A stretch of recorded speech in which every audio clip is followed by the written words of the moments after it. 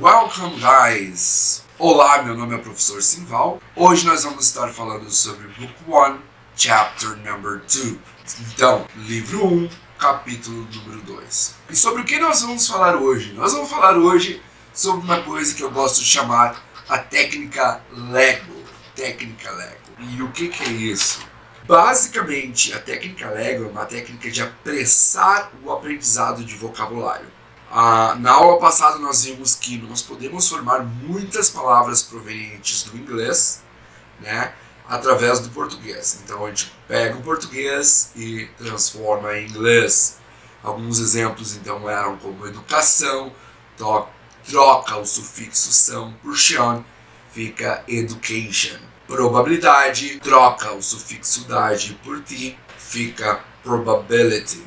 E assim por diante, vários outros sufixos que nós vimos na última aula. E hoje a técnica é sobre juntar conceitos, juntar palavras. Basicamente essa técnica Lego, ela é fundamentada em cima de que quando nós temos um Lego, ele pode basicamente virar qualquer coisa, depende da nossa imaginação. Então depende de qual peça tu junto com qual outra, tu vai transformar num carro, prédio, uma criança, uma flor. A mesma coisa acontece com o inglês muitas vezes.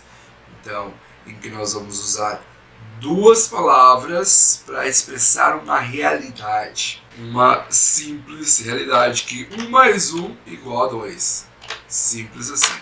Então, como é que fica essa técnica? É o seguinte, vamos pensar num conceito como colega de quarto. Vamos dizer que a gente termina o curso e daí nós ganhamos uma bolsa na faculdade, vamos para os Estados Unidos, Canadá, Londres, algum lugar assim que fala inglês, que tem essa cultura forte de campus universitário, da pessoa morar no campus universitário. Como é que se diz colega de quarto? E eu vou supor que você não sabe como se diz colega de quarto, então vamos deixar em branco aqui. Tá? O que nós vamos fazer simplesmente é reunir essa aqui, que na verdade são duas palavras mesmo, né? Mas depois a gente vai ver como várias palavras que são uma em português, para eles são duas ou até mais palavras. Tá? Vamos pensar em partes da casa, ok? Pensar em partes da casa. Então, o que a gente tem na casa? Nós temos o quarto, nós temos o banheiro, a sala de estar, garagem, cozinha, outros quartos assim, outros cômodos, tá? E se eu fizer a pergunta agora, pode ser que você já tenha tido inglês alguma vez na vida, provavelmente quarto você vai dizer, não professor, eu sei, quarto é bedroom, Agora eu vou dizer que é e não é. É e não é. Por que isso de é e não é, professor? Simplesmente pelo fato que, na verdade, não existe a palavra quarto.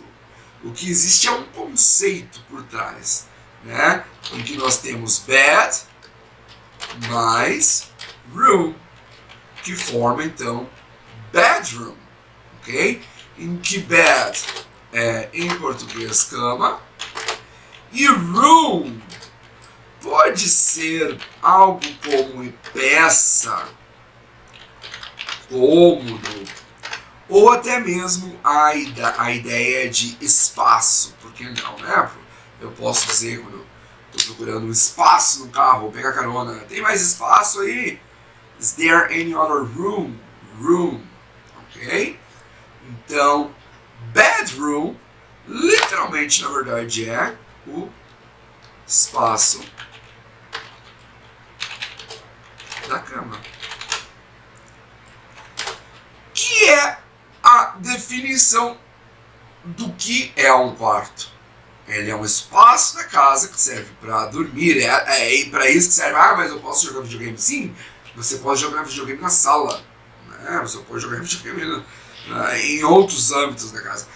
O Tato pode também dormir dentro, até no banheiro se você quiser.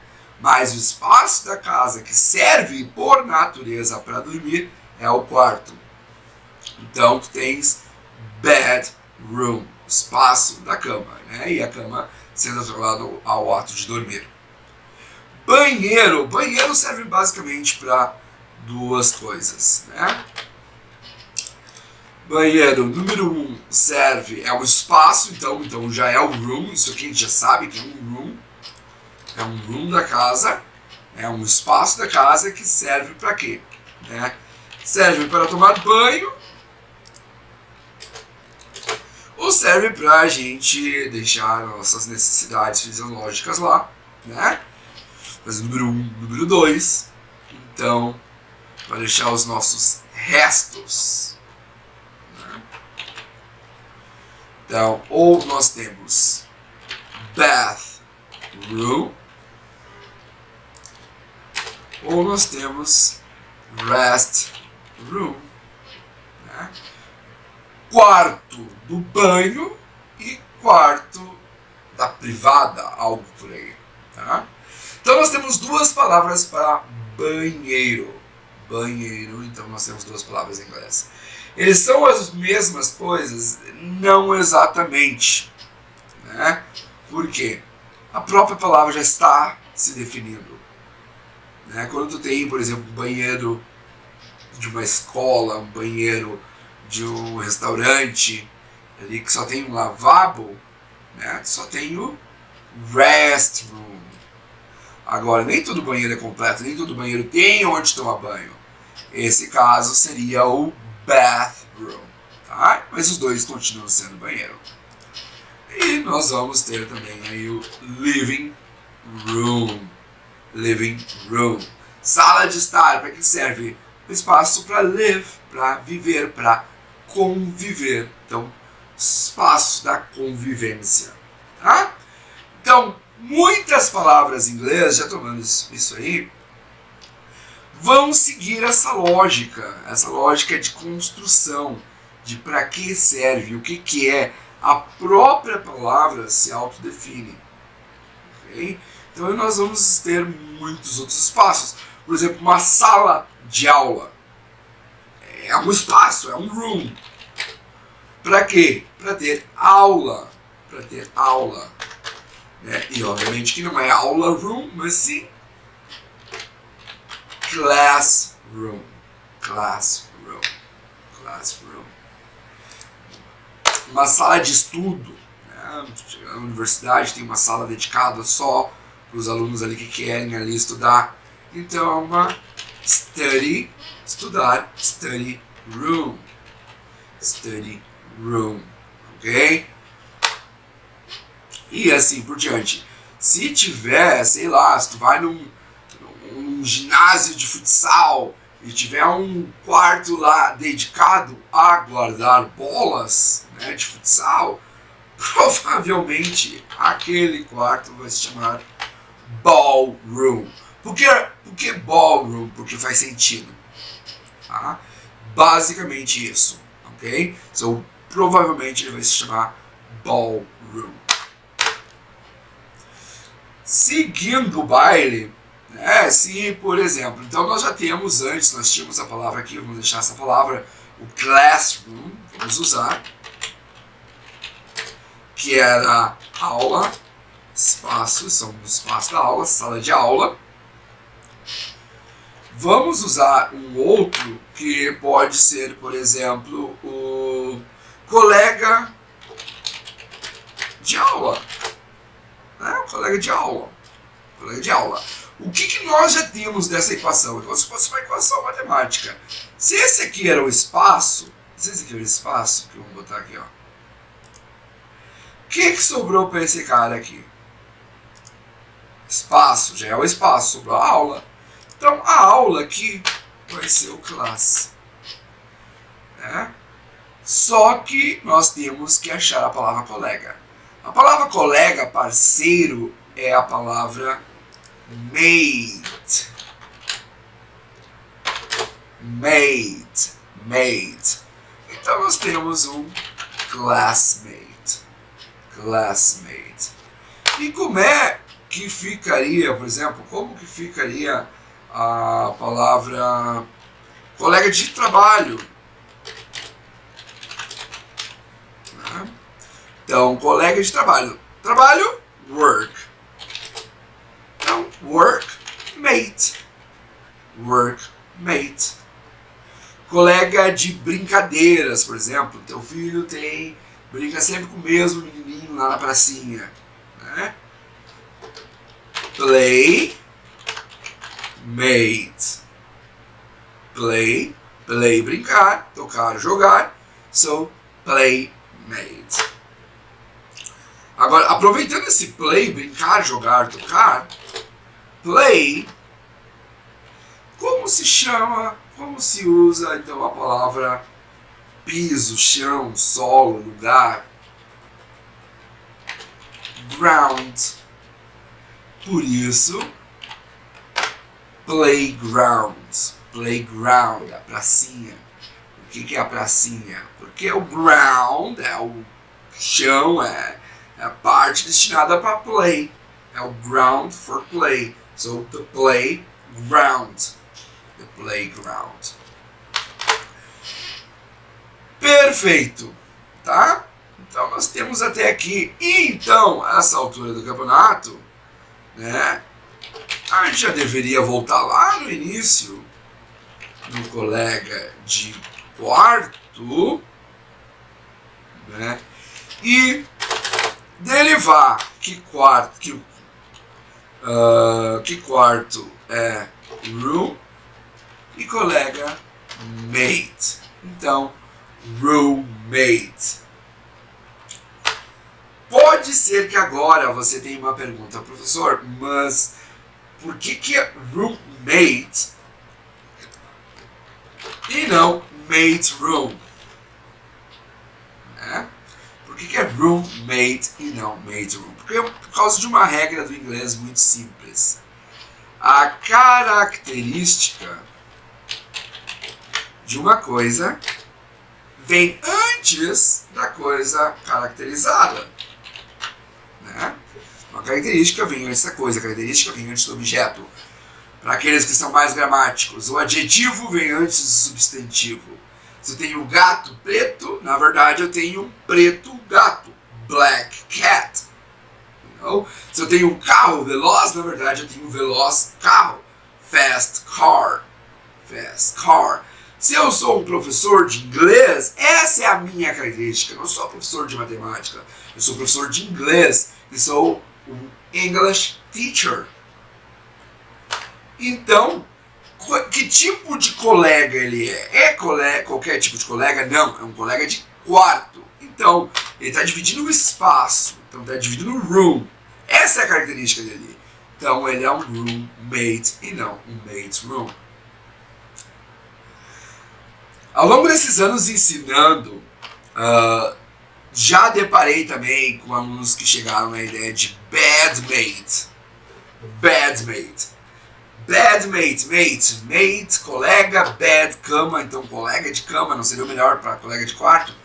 Não, colega de cama é justamente isso. Colega de cama. Né? Ou a pessoa com quem tu compartilha a cama.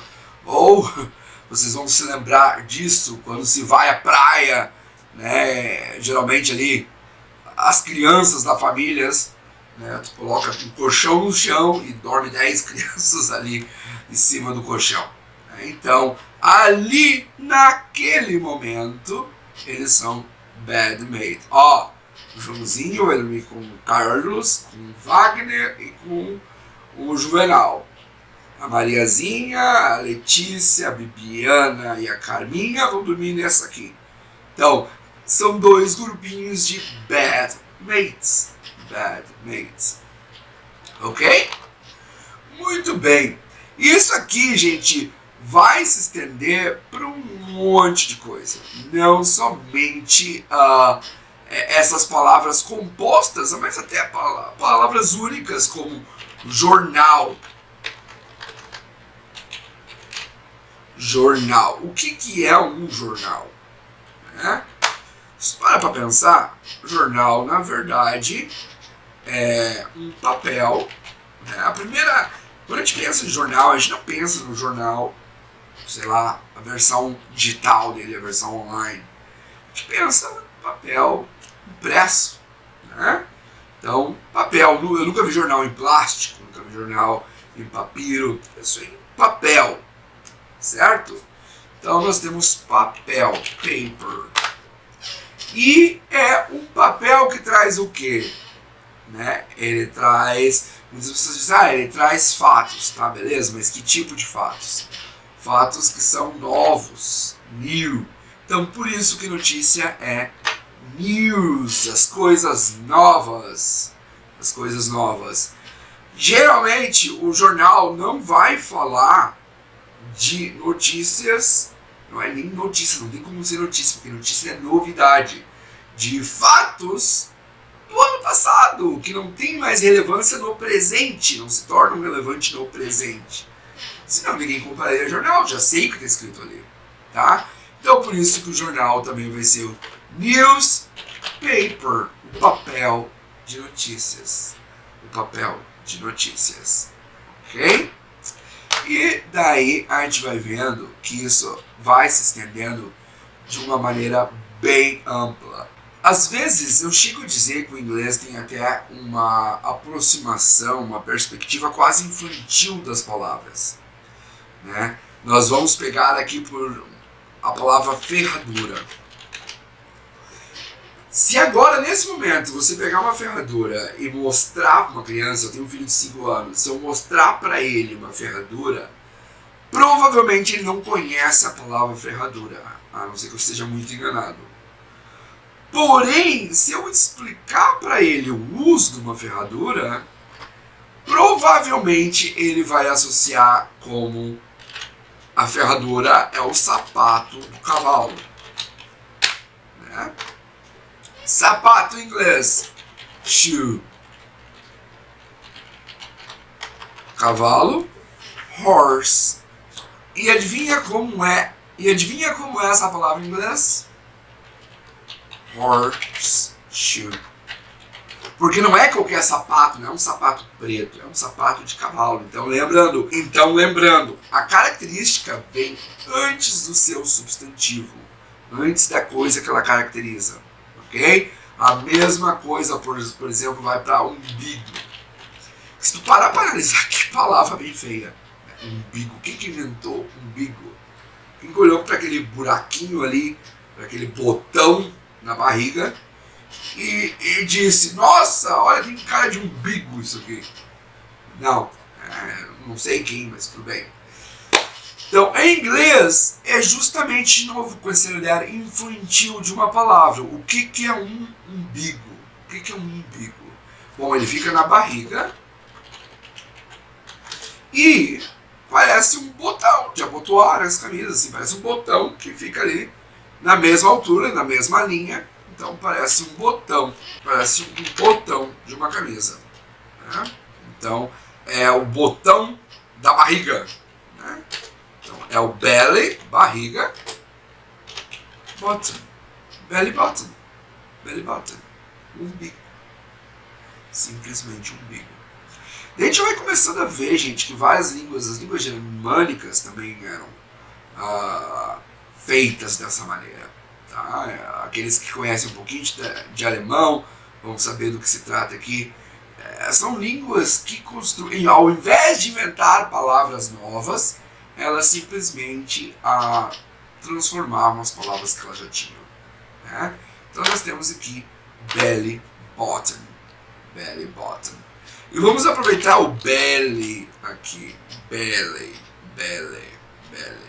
Belly, barriga. E dançar, dance. O que significa belly dance? Belly dance, dança da barriga, seria algo para nós como dança do ventre. Tá? Com certeza vocês já tiveram isso na vida de vocês, vários professores já passaram por vocês e disseram, não, para aprender inglês vocês têm que aprender a pensar em inglês. E de fato é verdade, só que ficava aquele questionamento, professor, como é que eu faço para pensar em inglês? Não, aí que tá. é pensar como funciona a língua. Depois que tu entende o funcionamento, a lógica deles, a maneira de olhar o mundo deles, a língua se torna mais fácil. Então, por quê? Porque faz muito sentido.